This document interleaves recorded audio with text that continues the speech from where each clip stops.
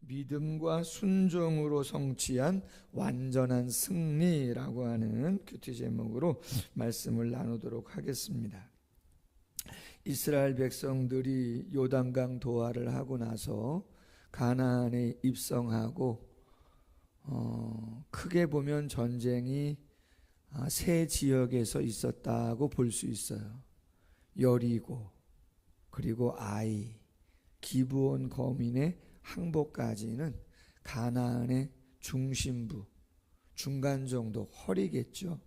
그 정도를 점령한 것이고, 그리고 다음에 예루살렘 왕을 비롯한 남쪽의 연합군 5나라의 왕들과 전쟁을 한 것이 두 번째 큰 전쟁이었습니다. 여호수아가 고백하죠. 야 태양아 기브온 골짜기에 머물러라. 달아 아얄론 골짜기에 머물러라. 하나님이 우박을 통해서 군사들이 죽인 수보다 그 연합군을 다 우박으로 물질러 주시는 대승을 남쪽 연합군과 했습니다. 그리고 이제 마지막 큰 전쟁이 오늘 본문에 나오는 저 북쪽에 있는 오늘 본문 하솔 왕 야빈이 10절에 보면 모든 나라의 머리라고 할 정도로 강력한 왕이었는데, 그 왕이 그 북쪽에 있는 많은 왕들, 여러 가나안 족속들을 총동원해 가지고 마지막 큰 전쟁을 하게 되어지는 모습을 보게 되어집니다. 4절에 보면 그 모든 연합군의 군대를 거느리고 나왔다. 백성이 많으니 어느 정도 많다 그래요? 해변에 수많은 모래 같고 말과 병거도 심히 많았다. 이 왕들이 모두 모여서 메론 물가 앞에 진을 쳤다. 어마어마한 전쟁인 것을 보게 되어집니다. 특이한 것, 주목했으면 하는 것이 여호와께서 여호수아에게 나타나서 말씀을 하시는데 뭐라고 제일 먼저 말씀하십니까? 두려워하지 말라, 이렇게 말씀하세요. 저는 이 말씀을 묵상하면서 월요일 날 말씀은 제가 토요일 날 새벽에 준비를 늘 합니다. 근데 토요일 날 새벽에 이 말씀을 준비하다 보니 어제 말씀이 우리 강자와 약자에 대한 볼트로니에의 책에 대한 내용이었잖아요. 근데 강자는 누구고 약자는 누구냐? 겉으로 보면 다른 것 같지만 성경적인 관점에서 보면 그렇죠. 겉으로 강한 반응을 하든 약한 반응을 하든 그 내면을 살펴보면 모두는 다 죄의 결과로 불안과 두려움이 내재되어 있다라고 하는 것이에요.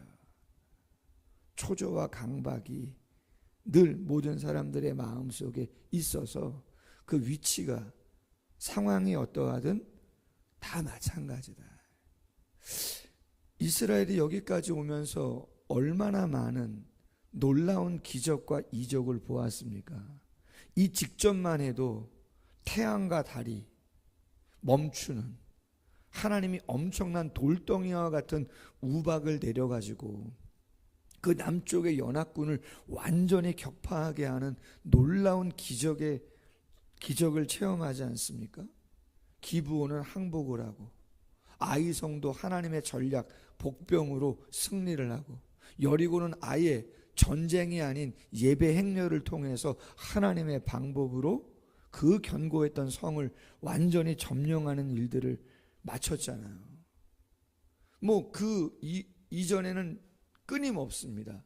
그러면 여러분 그 정도 되면 뭐 어느 정도 연합군이 오든 안 오든 자만까지는 아닐지라도 두려워하지는 않아야 되는 거 아닌가 하는 생각이에요. 그렇지 않아요? 네, 제 자신도 가만히 이렇게 생각을 해보면 제가 사역 훈련하면서 그런 이야기를 했는데요. 납반에서 개척을 하고 13년째를 하고 있는데 거짓말이 아니고 매년이 승부처 같은 거예요. 자립한 지는 좀 됐습니다. 저희 교회가 코로나 전에 자립을 했는데 코로나 때도 마이너스 재정은 아니었고, 어제 재정부가 11월 30일 회기가 12월 1일부터 그 다음에 11월 30일까지거든요. 워낙 작년에도 마이너스 재정을 예산을 했었는데 플러스 재정에 더 플러스가 하나님이 그런 은혜를 주시네요. 마이너스로 가지 않은 적이 꽤 됐습니다. 자립을 한 지가 코로나 전에 감사 예배도 하고 그랬는데요.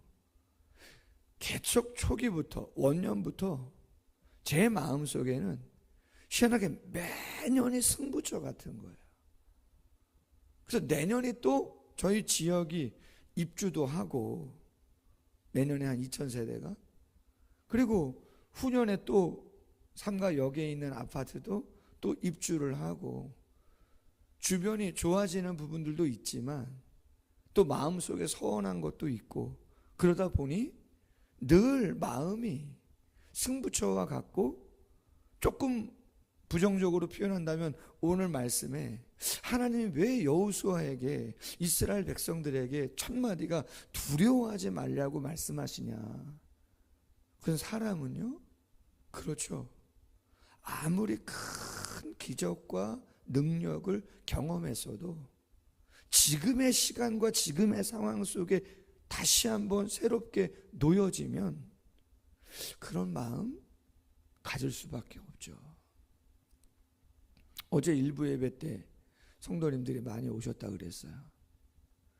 근데 중요한 이런저런 일들이 있으셔서 좀 일부 예배 많이들 오셨는데, 어제 총회가 있었잖아요. 기간 부서 총회가. 생각은 하지 않았었는데 오른손 들고 위임하시기로 작정하는 이야기도 하고, 또 2부 때도 그런 이야기를 했는데, 총회 때 자리에 안 계셔도 결정되는 대로 전적으로 위임하시고 따르겠다고. 처음입니다, 그런 행동을 한 것은. 근데 감사하게 어제 모든 부서와 기관이 총회를 은혜 속에 잘 마쳤다는 이야기를 들었어요. 쉽지는 않았겠죠. 어떤 직분을 내가 맡는다는 것이 자원하는 것도 쉬운 일은 아니고, 또 추대하는 것도 쉬운 일은 아니고, 또 투표를 해서 결정이 된다? 쉽지 않아요. 제가 중고등부 때 임원을 했었는데요, 제가 전도한 친구가 회장 되고 제가 부회장 되니까 마음이 쉽지 않던데요. 제가 전도해서 그렇게 교회 안 온다는 애를 전도해가지고 토요일마다 열심히 나와요. 근데 고등학교 2학년 때인가 3학년 때인가 하여튼 투표를 했는데 여학생들이 저를 별로 안 좋아했는지, 후배가 하여튼 뒷말이, 저는 약간 FM 기질이 조금 있어가지고 A형이고, 어쨌든 쉽지 않더라고요.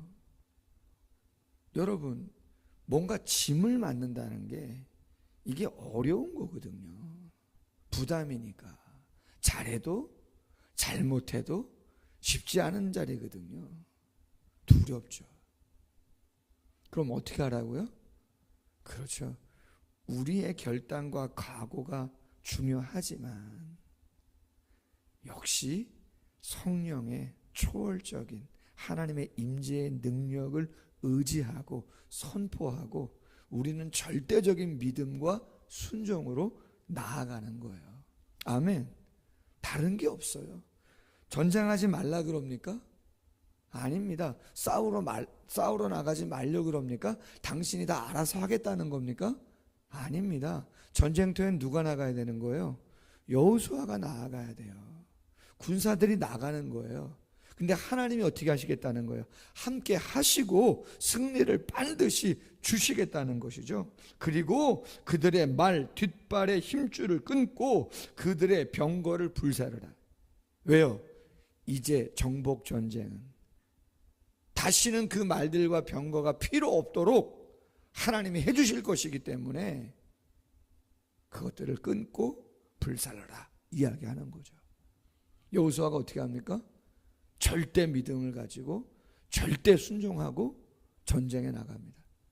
바다 모래보다 많은 그 수많은 말과 병거들 앞에 기죽지 아니하고 나아가는 것이죠. 하나님이 승리를 주시죠. 여러분, 저와 여러분의 삶에도 그러한 모습이 있기를 소원합니다. 고린도전서 1장 25절에 보니까 하나님의 어리석음이 사람보다 지혜롭고 하나님의 약하심이 사람보다 강하니라. 할렐루야. 우리가 아무리 연약해도 하나님이 강하시기 때문에 하나님이 하시겠다 하시면 되는 거예요. 우리가 할 일은 뭐예요? 하나님 마음에 합한 자세와 그 모습을 유지하려고 애쓰는 거예요. 그럼 나머지는, 비본질은 하나님이 알아서 감당해 주시는 거죠. 한 가지 더 말씀을 나누면 10절 이하에 보면 이런 말씀이 있습니다. 12절 하반절에 모세가 명령한 것과 같이 하였으되, 특별히 15절 말씀에도 보면 여호와께서 그의 종 모세에게 명령하신 것을 모세는 여호수아에게 명령하였고 여호수아는 그대로 행하여 여호와께서 모세에게 명령하신 모든 것을 하나도 행하지 아니한 것이 없었더라. 이렇게 되어 있습니다. 여러분, 생명의 삶 뒤에 보시면 본문 해설 적용 질문 두 번째 질문에 이러한 질문이 나옵니다. 정복 전쟁이 마무리되는 시점에 모세와 여호수아가 같이 언급된 이유가 무엇일까요? 지도자를 통해 주신 말씀에 내가 순종할 일은 무엇일까요? 무슨 이야기입니까? 여호와의 말씀대로 행하는데 정복을 하고 나서 왕과 모든 호흡 있는 자를 진멸하고 전리품을 거두는 그 모든 절차를 행하는 일들을 어떻게 행했다는 거예요? 무엇을 기준으로 행했다는 거예요? 그렇죠. 굳이 모세를 언급할 이유가 없을 수 있는데 하나님께서 말씀을 누구에게 먼저 주신 거예요? 모세에게 주었습니다. 율법을 기록하게 하셨단 말이에요. 가나안 땅에 들어가면 어떻게 해라. 제사는 어떻게 하고 전쟁은 어떻게 하고 전리품은 어떻게 취하고 이런 모든 것들을 진멸할 때는 어떻게 하고 다 말씀을 해줬단 말이에요. 하나하나 일일이 하나님께서 여호수아에게 다 이야기한 게 아니고 하나님께서 먼저, 그렇죠, 모세에게 기록된 말씀을 통해서 교훈을 해주신 것이고 그 다음 여호수아는, 그렇죠, 모세가 받아서 기록한 말씀을 가지고 그 말씀의 교훈을 따라 여호수아가 행했다는 거예요. 무엇을 강조하냐? 하나님께서 리더를 세우신 이유, 그리고 리더에게 주시는 말씀을 통해서 말씀을 어떠한 규범을 정하게 하는 것이죠. 그리고 그 규범과 질서를 따라 공동체가 순종하며 나아갈 때에 상황이 다른다 할지라도 그러한 영적인 체계를 가지고 질서 속에서 간다라고 한다면 공동체가 든든히 서갈 수 있음을 오늘 말씀을 통해서 보여주고 있는 것이죠. 바울이 고린도 교회에 이런 이야기를 합니다. 고린도전서 14장 40절에 모든 것을 품위 있게 하고 질서 있게 하라. 데살로니가전서 3장 6절에 형제들아 우리 주 예수 그리스도 이름으로 너희를 명하노니 규모 없이 행하고 우리에게 받은 유전대로 행하지 아니하는 모든 형제에게서 떠나라. 그렇게 얘기합니다. 여러분, 규모 없이 행하는 게 뭡니까? 우리에게 받은 유전대로 행하지 아니한다? 유전? 미시나? 전통?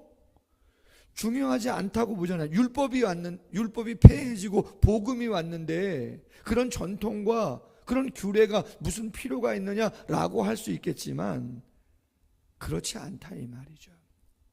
하나님이 리더들을 세우시고 그들에게 말씀을 통해서 주시고 행하시는 그러한 전례들 또한 상당히 교회 안에서는 중요한 거다.